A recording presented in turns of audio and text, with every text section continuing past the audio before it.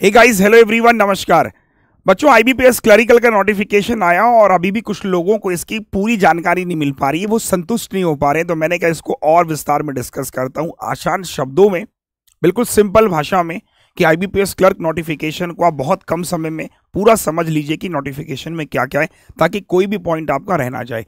नमस्कार, मेरा नाम अरुण सिंह रावत है। चलिए शुरू करते हैं। आईबीपीएस क्लर्क का ऑफिशियल नोटिफिकेशन 1 जुलाई 2023 को आया। वैकेंसी हमारे पास पहले 4000 थी, फिर कैनरा बैंक ने अपडेट करी, वैकेंसी 4500 हो गई है। हो सकता है कि ये वैकेंसी और इंक्रीज होगी, तो वैकेंसी पे भी बात करेंगे, किस राज्य में कितनी वैकेंसी है, cut off, exam pattern, each and everything एक वीडियो में सारी जानकारी। शुरू करते हैं। सबसे पहले हम बात करते हैं कि ये जो नोटिफिकेशन आया है आईबीपीएस क्लरिकल का, आपको ये तो पता होगा कि आईबीपीएस एक ऑर्गेनाइजेशन है जो बैंकिंग, पब्लिक सेक्टर जो भी बैंक होते हैं उसमें क्लरिकल की पोस्ट के लिए लोगों को रिक्रूट करने का पूरा एक प्रोसेस सिस्टम निर्धारित करता है, जिसमें उसने ये बताया कि भैया पोस्ट का नाम है क्लर्क एग्जाम, जिसमें हमको ये बताया जा रहा है बच्चों कि इतनी वैकेंसी राइट नाउ अभी है, जिसमें 11 बैंक पार्टिसिपेट कर रहे हैं। ऑनलाइन इसका एग्जाम होगा। 1 जुलाई से लेकर 21 जुलाई तक आप इसका रजिस्ट्रेशन करेंगे आईबीपीएस की वेबसाइट पे जाके, और वेबसाइट आपकी ये रही नीचे, ठीक है। इस वेबसाइट पे आप जाएंगे, वहां से आप क्या करेंगे, अप्लाई कर सकते हैं ऑनलाइन। इसका जो एग्जाम होगा वो 2 फेज में होगा, प्री प्लस मेंस, और एग्जाम होगा बच्चे ऑनलाइन। बहुत ध्यान से सुनना, क्वालिफिकेशन ग्रेजुएट, आप ग्रेजुएट होने चाहिए।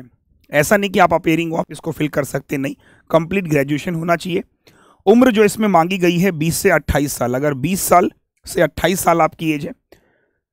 इसकी फीस वगैरह क्या होती है फॉर्म की, SC ST PWD वालों के लिए 175 रुपये, और जनरल और अदर्स वालों के लिए 850 रुपये। ये एक मोटा विवरण था इस नोटिफिकेशन का, और ओवरव्यू बेसिकली मैं इसको कह सकता हूं कि आईबीपीएस के बारे में एक ओवरव्यू था, कितनी वैकेंसी है, एग्जाम किस मोड में होगा, रजिस्ट्रेशन कब से कब तक है, ग्रेजुएशन चाहिए, 20 से 28 साल इसकी उम्र है। और डिटेल में समझते हैं अगर आगे, तो आप पाएंगे कि जो इसकी इंपॉर्टेंट डेट्स हैं वो कौन कौन सी हैं। 1 जुलाई से लेकर 21 जुलाई तक आपके फॉर्म भरने की डेट है। ध्यान से सुनिएगा, 1 जुलाई से लेकर 21 जुलाई तक। जो लास्ट डेट है बेसिकली वो 21 जुलाई, आप फॉर्म वॉर्म को भर लीजिएगा। इसका जो प्री एग्जाम होगा वो आईबीपीएस के टेंटेटिव जो कैलेंडर आया था उसमें मेंशन किया गया था 26, 27 और 2 सितंबर। तो ये जो डेट्स हैं इसमें इसका प्री एग्जाम होगा, जिसको आप फेज 1 कह सकते हो। इसका जो मेंस एग्जाम होगा बच्चों, वो मेंस एग्जाम होगा इसका 7 अक्टूबर को। तो अगर मैं बात करूं इसकी इंपॉर्टेंट डेट्स कौन कौन सी है जो हमें याद रखनी है, सबसे पहली डेट हमें याद रखनी है इसकी प्री एग्जाम की डेट। अगर आपने फॉर्म नहीं भरा तो फॉर्म भरने की जो आखिरी डेट है वो 21 जुलाई है, और 20, 26, 27 और 2 सितंबर को इसका प्री होगा, 7 अक्टूबर को इसका मेंस होगा। क्लियर यहां तक? आगे चलते हैं, अगर आगे समझते हैं कि किस ईयर में कितनी कितनी वैकेंसी आई। एक बार वैकेंसी का ट्रेंड समझते हैं, है ना, कि पिछले सालों से अगर मैं कंपैरिजन करूं तो मुझे दिखाई दे रहा है कि 2019 में जो वैकेंसी आई थी वो 12,000 आई थी। 2020 में फिर वैकेंसी कम हुई थी, 2021 में फिर बढ़ी थी, 2022 में आप देखोगे ये वैकेंसी वो है जो कैलेंडर में आती है, सॉरी कैलेंडर कह रहा हूं, जो नोटिफिकेशन में आती है। बट अगर आप देखेंगे कि बार बार इसकी नोटिफिकेशन, कई बार ऐसा देखा है हमने कि थोड़ी थोड़ी अपग्रेड हो जाती है, बढ़ जाती है। जैसे आपने देखा होगा लास्ट ईयर आपको 6000 दिख रहा ऑफिशियली आई, फिर ये बढ़ के जब ज्वाइनिंग लोगों की हुई, मतलब जब फाइनल अलॉटमेंट हमको मिला 1 अप्रैल को, तो उसमें वैकेंसी हमें जितनी दिखाई दी थी उससे ज़्यादा दिखी, ठीक है। तो आप ये समझेंगे 19-20 में 12,000 के आसपास सबसे ज़्यादा वैकेंसी आई थी। उसके बाद वैकेंसी का ट्रेंड अगर आप समझेंगे तो 7 से 8,000 वैकेंसी है। इस बार भी मैं अगर आपको बताऊं ये 4500 बढ़ते बढ़ते 7,000 तक मुझे पॉसिबिलिटी है कि पहुंचेगा। 7,000 तक ये कम से कम जाने की इसकी पूरी की पूरी उम्मीद मुझे लग रही है। हो सकता है कि उससे ऊपर भी चला जाए। तो ये बेसिकली एक ट्रेंड आप समझ पा रहे हैं। इस बार जो, जैसे अभी आपने देखा कि 4045 वैकेंसी आई थी जब नोटिफिकेशन आया था, फिर 2 दिन बाद एक अपडेट आई जिसमें बोला कि भैया 4500 हो गई है। तो वैकेंसी को लेके मैं फिर बोलूँगा बहुत चिंतित मत होइए, लेकिन लास्ट ट्रेंड को अगर आप समझेंगे तो 7 से 8,000 वैकेंसी का ही ट्रेंड एक बनता जा रहा है आईबीपीएस क्लरिकल की वैकेंसी का। अगर मैं चलूँ इसको आगे, कौन कौन से बैंक इसमें पार्टिसिपेट करते हैं, तो सबसे पहला आता है बच्चों इसमें bank of Baroda, Canara bank, Indian overseas bank, UCO bank. आपको पता होगा ना, सुना होगा आपने, कुछ समय पहले बैंकों का मर्जर हुआ था, और जब बैंकों का मर्जर हुआ तो ये बैंक अब हमारे रह गए हैं। इन्हीं बैंक में आप क्या करते हो, क्लरिकल की जो जॉब मिलेगी आपको इन्हीं बैंक में मिलेगी। तो कितने बैंक है अगर आप काउंट करें, 1, 2, 3, 4, 5, 6, 7, 8, 9, 10 और 11। तो 11 बेसिकली आपके पब्लिक सेक्टर बैंक हैं जिसमें आपकी वैकेंसी निकाली गई। जैसे कैनरा बैंक ने अभी फिलहाल दे दी है, कुछ बैंकों ने अभी एनआर दिया है, वो भी जल्दी रिपोर्ट करेंगे तो शायद वैकेंसी और बढ़ जाए। आगे चलते हैं, ये तो समझ आ गया। आईबीपीएस क्लर्क की वैकेंसी को समझते हैं कि किस राज्य में कितनी कितनी वैकेंसी है। तो राज्य में सबसे पहले अंडमान निकोबार में केवल एक वैकेंसी है, वो भी जनरल कैटेगरी की। आंध्र प्रदेश में 77 है, अरुणाचल प्रदेश में 7 है, असम में इतनी है, बिहार में बेसिकली 210 वैकेंसी है अगर आप देखेंगे, है ना। चंडीगढ़ में 6 वैकेंसी है, छत्तीसगढ़ में 91 है। इसके अलावा अगर आप देखेंगे दादर नगर हवेली में इतनी है, दिल्ली एनसीआर में 250 वैकेंसीज है, गोवा में 42 है, गुजरात में 247 से। आप कैटेगरी वाइज भी देख लीजिएगा किस किस कैटेगरी में कितनी कितनी, आप स्क्रीनशॉट भी ले सकते हैं, ठीक है बच्चों, कि किस किस राज्य में कितनी कितनी वैकेंसी, तो आप कंफ्यूज मत होइएगा। अगर मैं बात करूं और बचे हुए राज्यों की, हरियाणा में देख सकते हो आप, हिमाचल प्रदेश में 82 है, जम्मू कश्मीर में 15 है, झारखंड में 52 है, कर्नाटका में 253 है, केरला, लद्दाख और लक्षद्वीप। आगे चले, महाराष्ट्र, मणिपुर और मेघालय। तो आप देखेंगे कि ये वैकेंसीज आपको जो दिख रही हैं, है ना, ये सारे सारे राज्यों की वैकेंसीज, आप इनका स्क्रीनशॉट भी ले सकते हैं। हर राज्य में कितनी कितनी वैकेंसीज आपको दिख रही हैं, ठीक है। यहाँ से मैं ले लेता हूँ, ये देखिए, ये वाला स्क्रीनशॉट ले लीजिए, उसके बाद इसका लीजिए, उसके बाद इसका स्क्रीनशॉट लीजिए, और आप इसे लिख लीजिएगा जिस राज्य में आप हैं उसकी कितनी वैकेंसीज यहाँ पर है, ठीक है। उसके बाद कुछ राज्य हमारे और बचते हैं, देखिए, जिसमें हमारा राजस्थान कितनी वैकेंसीज है, पंजाब में कितनी है, मिजोरम, नागालैंड, पौंडीचेरी में तो वैकेंसी नहीं है, तेलंगाना में देखिए, तमिलनाडु में देखिए, है ना। आप स्क्रीनशॉट ले लीजिए ताकि आपको आइडिया हो जाए कि मैं जिस राज्य से हूँ उसकी कितनी वैकेंसी है। आखिरी हमारे पास आता है त्रिपुरा और उत्तर प्रदेश, उत्तराखंड। उत्तराखंड में 26 वैकेंसीज हैं अगर आप देखेंगे। तो इस तरीके से हमारी 4045 वैकेंसी थी, जिसमें भी कुछ वैकेंसी अपडेट हुई है तो मैंने अपडेट करके भी आपको मेंशन किया है, ठीक है। तो वैकेंसी समझ में आ गई किस राज्य में कितनी है। तो ये वैकेंसी बढ़ भी सकती है बच्चों, टेंशन मत लीजिएगा। अब बात करते हैं किस बैंक में कितनी वैकेंसी है। अगर मैं बात करूं स्टेट वाइज के अलावा बैंक वाइज वैकेंसी कितनी कितनी है, अब देखिए, बैंक ऑफ बड़ौदा ने 0 बोला है, बैंक ऑफ इंडिया ने 335 दी है, महाराष्ट्र ने 0 बोल रहा है, कैनरा बैंक ने 500 वैकेंसी, ये 500 वैकेंसी कैनरा बैंक ने दी है। सेंट्रल बैंक ऑफ इंडिया 2000 है, इंडियन बैंक 0 0। जहां जहां पे आपको 0 दिख रहा है यहाँ पे 0 वैकेंसी है नहीं, बेसिकली इन्होंने अभी कुछ विवरण दिया ही नहीं है। तो यही मैं आपसे कहना चाह रहा हूं कि जो वैकेंसीज हैं अभी वो आपकी, जो जहां पे 0 दिख रहा है ये कुछ ना कुछ वैकेंसीज आपको देंगे। यूको बैंक है, यूनियन बैंक है, लास्ट ईयर काफी लोगों का सिलेक्शन हुआ था यूनियन बैंक में। तो जब यहाँ वैकेंसीज बढ़ के आएंगी तो आपकी वैकेंसीज बाय डिफॉल्ट बढ़ेंगी। ये सब मैं देखो कितना अच्छे आपको आसान शब्दों में बता रहा हूँ, क्योंकि मुझे लगा कि ऐसा वीडियो मार्केट में था ही नहीं कि बैंक वाइज स्टेट वाइज।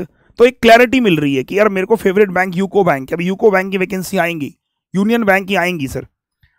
आगे चलते हैं, अब यहाँ पे सबसे पहले बात करते हैं एलिजिबिलिटी की। एलिजिबिलिटी के लिए जैसे कि मैंने आपको बोला कि आपको क्या होना चाहिए, सिटीजन ऑफ इंडिया होना चाहिए, और सब्जेक्ट ऑफ नेपाल और subject of Bhutan, Tibet refugee. आप पूरा पढ़ लेंगे तो आपको समझ में आ जाएगी कौन कौन लोग इसका फॉर्म भर सकते हैं। अगर हम अपने के लिए बात करें तो बेसिकली आप इंडिया के, भारत के नागरिक हैं, आप इस फॉर्म को फिल कर सकते हैं, इसमें कोई ऐसा रूल नहीं है। अगर बात करें डेट कब काउंट होगी, इंपॉर्टेंट चीज को नोट कर लीजिएगा, ये बहुत जरूरी चीज है। 1 जुलाई 2023 को आपकी उम्र काउंट की जाएगी कि मिनिमम 20 साल, मैक्सिमम 28 साल। साथ ही साथ हमने ये भी डेट मेंशन कर दी है कि 2/7/1995, not later than 1/7/2003, both day count है। यहां कंफ्यूजन क्या होता है कि जैसे बच्चे ने बोला कि सर मैं पैदा हो रहा हूं लेकिन 1 दिन का डिफरेंस आ रहा, 2 दिन का डिफरेंस आ रहा, तो इसलिए उसने ड्यूरेशन भी दे दिया है। एक आदमी इससे पहले जन्म अगर हुआ तो काउंट नहीं किया जाएगा। यानी अगर आपकी डेट ऑफ बर्थ 1/7/1995 है तो भैया आप एलिजिबल नहीं हो, कंफ्यूज मत होना। 1 जुलाई को अगर आप पैदा हुए 1995 में आपकी डेट ऑफ बर्थ है, आप एलिजिबल नहीं हो, ठीक है, क्योंकि आपकी जो एलिजिबिलिटी डेट है वो 2 जुलाई और ये 1 जुलाई 2003। फॉर एन एग्जाम्पल, आप पैदा हुए 2 जुलाई 2003 को तो भी आप एलिजिबल नहीं है।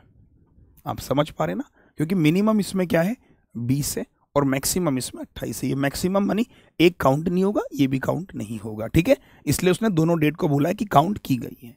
1 जुलाई को आपकी डेट काउंट होगी। क्लियर है? एज को लेके कंफ्यूजन तो नहीं होगा ना।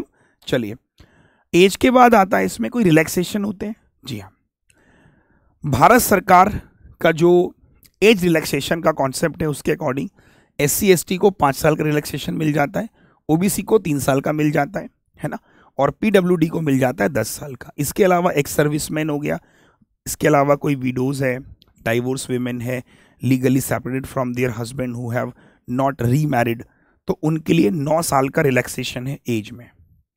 इसके अलावा ये एक्स सर्विसमैन अगर आप पढ़ेंगे तो actual period of service render in the defence force plus 3 years, 8 year for disable ex serviceman belonging to SC/ST, या फिर मैक्सिमम एज लिमिट आप ऐसे समझ लीजिए 50 साल। ठीक है, तो एक्स सर्विसमैन की एज लिमिट का क्राइटेरिया आपको पता चल गया यहाँ पे। इसके अलावा एज जब आपको समझ में आ गई है बातें, तो उसके बाद आता है यहाँ पर क्वालिफिकेशन। ये बहुत इंपॉर्टेंट फैक्टर है क्वालिफिकेशन। क्वालिफिकेशन 21 जुलाई 2023 को डिग्री होनी चाहिए ग्रेजुएशन की। बेटा अगर 21 जुलाई तक आपका रिजल्ट नहीं आया है तो आप इस फॉर्म को ना फिल करें, क्योंकि होता है कई बार कॉलेज के एग्जाम्स हो गए लेकिन रिजल्ट अगस्त में आ रहा है, आप एलिजिबल नहीं है। फिर बोलूँगा, साफ शब्दों में लिखा गया है कि आपकी वैलिड मार्कशीट हो जानी चाहिए कब? जब आप 21/7 को फॉर्म खत्म हो रहा है ना, 21 जुलाई तक अगर आपके कॉलेज की मार्कशीट आ जाती है आप फॉर्म भर लीजिएगा, अगर नहीं आती फिर आप एलिजिबल नहीं है। ठीक है सर। एक इंपॉर्टेंट पॉइंट है कंप्यूटर लिटरेसी। देखिए कंप्यूटर लिटरेसी का ना बहुत लोगों ने मुझे बोला कि सर मेरे पास ना कंप्यूटर लिटरेसी कैसे जस्टिफाई होगी। मान लीजिए कंप्यूटर लिटरेसी बेसिकली है क्या? देखिए क्लरिकल की जॉब है, आपकी जो डीलिंग होगी, आपका जो काम होगा वो कंप्यूटर पर होगा, बहुत सारे काम आपके कंप्यूटर पर होंगे। तो इनका कहना है कि आपको बेसिकली ऑपरेटिंग और वर्किंग नॉलेज आनी चाहिए। ऑपरेटिंग मतलब कंप्यूटर को चलाना आपको आना चाहिए, वर्किंग मतलब कंप्यूटर पर काम करना आपको आना चाहिए। इसलिए उसने कहा है कि मैंडेटरी है आपके पास कोई सर्टिफिकेट, डिप्लोमा, डिग्री होना चाहिए जिसमें computer operation language should have studied. मतलब अब एक कॉमन सेंस की बात करो, मुझे कैसे पता चलेगा कि आपको कंप्यूटर आता है? आपके पास कोई वैलिड सर्टिफिकेट हो, या फिर आपके ग्रेजुएशन में कंप्यूटर कोई सब्जेक्ट रह चुका हो, या फिर आपने 10th-12th में अपनी पढ़ाई के दौरान कंप्यूटर सब्जेक्ट चूज किया हो, तो इससे मुझे प्रमाणित हो जाएगा कि आपने कंप्यूटर की नॉलेज ली है। समझ गए ना? अगर आपके पास 10th-12th ग्रेजुएशन में कंप्यूटर नहीं था तो आप कहीं भी 3 महीने का एक कोर्स करके एक सर्टिफिकेट ले सकते हैं, वो सर्टिफिकेट वैलिड माना जाएगा। बराबर? अगर आपके पास ऑलरेडी, जैसे मान लीजिए आपने बीटेक कंप्यूटर साइंस से किया, BCA किया आपने, जहां पर कंप्यूटर है ही आपके पास, आपने ग्रेजुएशन में पढ़ा है वो चीज़, तो फिर सर्टिफिकेट की रिक्वायरमेंट नहीं है। रिक्वायरमेंट तब है जब आपके पास ग्रेजुएशन में या फिर आपने 10th-12th में कंप्यूटर नहीं ऑप्ट किया है। ठीक है, तो इस वाले को कंफ्यूज मत होना। एक आता है proficiency in the language, official language, मतलब कि अगर आप जिस राज्य से अप्लाई कर रहे हैं उस राज्य की लैंग्वेज, जो भी राज्य की लैंग्वेज है, एटलीस्ट वो आपको लिखना, बोलना और पढ़ना आना चाहिए। ऐसा ना हो कि आपने देखा कि पंजाब में बहुत वैकेंसीज हैं, पंजाब से मैंने फॉर्म फिल कर दिया और पंजाबी ना तो आपको लिखनी आती है, ना बोलनी आती है, ना पढ़नी आती है। तो इसलिए इन्होंने कहा गया है कि लैंग्वेज का एक प्रोफिशिएंसी भी आपका होना बहुत ज़रूरी है कि आप जो भी स्टेट से अप्लाई करें, ठीक है, तो उसमें उन्होंने कहा गया है कि वो उन्हीं को प्रेफर करेंगे भाई जिनको लैंग्वेज आती होगी। आगे चलते हैं, ये वाला क्लियर हो गया। अब यहाँ पे बात करते हैं सैलरी की। तो सैलरी बेसिकली अगर मैं बताऊँ तो हर बैंक की थोड़ा बहुत डिफ्रेंशिएट होता है, but on an average in hand salary जो मिलती है, अभी मैंने इसका वीडियो भी किया है अलग से, जो ग्रॉस सैलरी मिलती है बच्चों वो 34 से 35K की होती है। और जो इन हैंड सैलरी होती है अगर आप ज्वाइन करेंगे तो इन हैंड सैलरी 30,000 से लेके 33,000 के बीच में कहीं ना कहीं स्टैंड करेगी। एक मैंने रेंज सेट कर दी। अब जैसे यहाँ पे 32,000 ग्रॉस सैलरी दिखा रखी है, कहीं कहीं पे 34,000 ग्रॉस सैलरी है, कहीं पे 35,000 है, कहीं पे 36,000 है। तो वो सिटी वाइज भी डिपेंड करता है ना, किसी का HR ज़्यादा, किसी का कम। क्लियर है? तो उस पर आप कंफ्यूज मत होइए, इसलिए मैंने रेंज सेट कर दी कि जो सैलरी मिलेगी वो 30 से 33,000 रुपये आपको मिलेगी। ठीक है, तो सैलरी को लेके कंफ्यूजन दूर हो गया। आगे चलते हैं, आगे बात करते हैं कि इसका प्रोसेस क्या है एग्जाम का। तो पहले आपको प्री एग्जाम देना पड़ेगा जो केवल क्वालिफाई होगा। मतलब अगर आपने प्री दे दिया, क्वालिफाई कर लिया, इसके मार्क्स काउंट नहीं होंगे, फिर आप जाओगे मेंस एग्जाम्स में, और मेंस एग्जाम के जो मार्क्स काउंट होंगे उसी से आपका एक स्कोर निकल कर आएगा। और यहाँ पर एक बात लिखी गई है कि students are required to qualify for both this exam to get select for the post of clerical. मतलब उसको भी करना है, इसको भी क्वालिफाई करना है। ठीक है, there is no interview process. भाई साहब कोई इंटरव्यू का प्रोसेस नहीं है, 100% वेटेज है किसका, ऑफ द मेंस एग्जाम, यानी प्री क्वालिफाइंग है, प्री का कोई वेटेज नहीं है, इंटरव्यू है नहीं, तो जितना भी आपका कट ऑफ बनेगा या फाइनल जो मेरिट बनेगी वो मेंस के मार्क्स के हिसाब से बनेगी, प्री केवल क्वालिफाइंग इन नेचर है।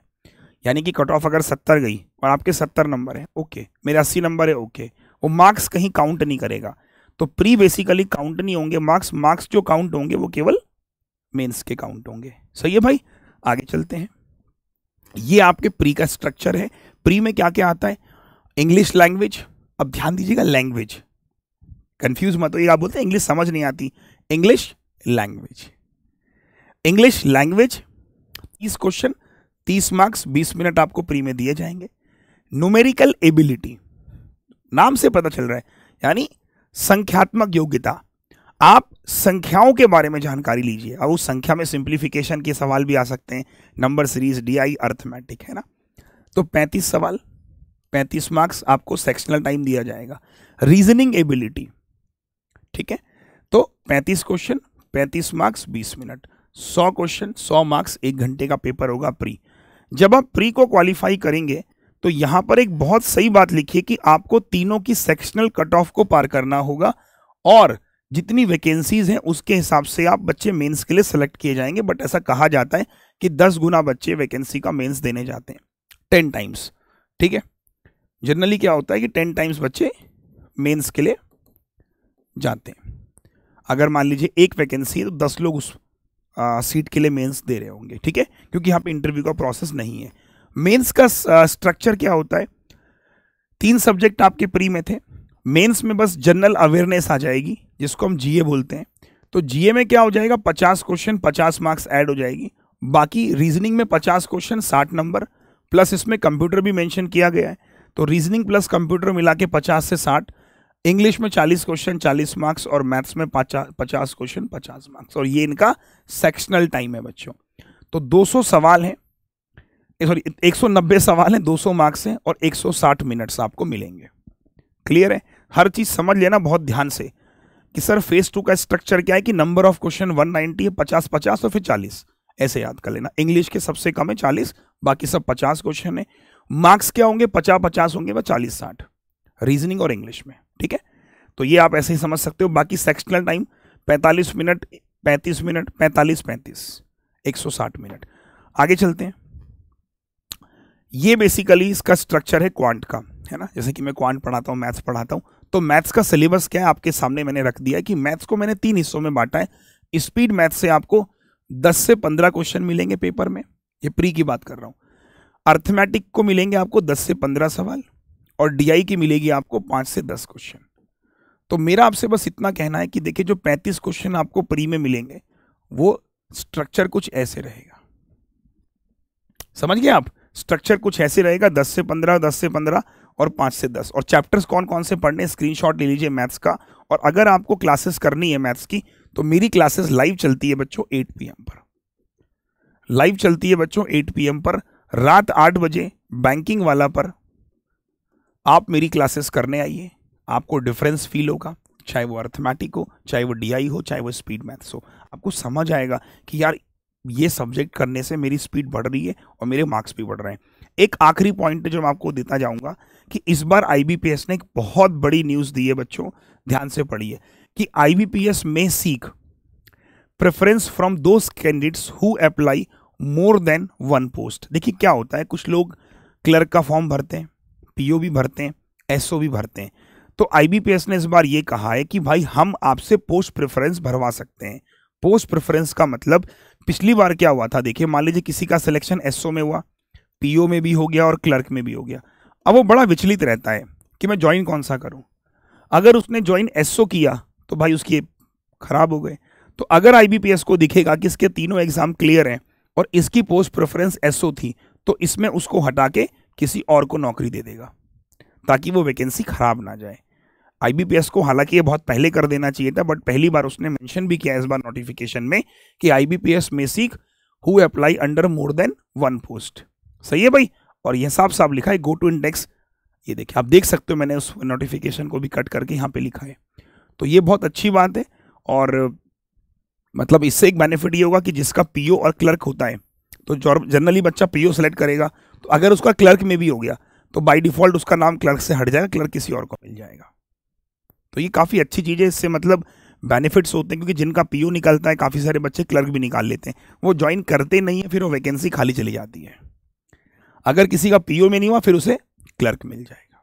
ठीक है, तो ये पूरा का पूरा नोटिफिकेशन आपके साथ में मैंने डिस्कस किया। अगर फिर भी कोई सवाल है तो आप कमेंट बॉक्स में डाल दीजिएगा। बाकी 2 बातें फिर से बोलूँगा। पहला, कंप्यूटर सर्टिफिकेट को लेके परेशान नहीं होना है, तैयारी कैसे करनी है इसके लिए मैं बहुत जल्दी वीडियो लेकर आऊँगा। नोटिफिकेशन में आपने मेन बातें जो थी मैंने पूरा ओवरव्यू दे दिया आपको नोटिफिकेशन का। अब क्या कीजिए, फॉर्म भरिए सबसे पहले आज से कल में, और कैसे प्रिपरेशन करनी है उस पर जल्दी वीडियो लेके आऊँगा। अगर आपको ये वीडियोस अच्छे लगते हैं कि सर ऐसे इन्फॉर्मेटिव वीडियोस बनाइए, तो कमेंट कीजिएगा इस वीडियो के नीचे कि सर ऐसे इन्फॉर्मेटिव वीडियो देखने से हमें काफ़ी आसानी हो जाती है। फॉर्म कैसे भरना है इस पर भी मैं जल्दी वीडियो लेके आऊँगा। Thank you so much, goodbye, all the best.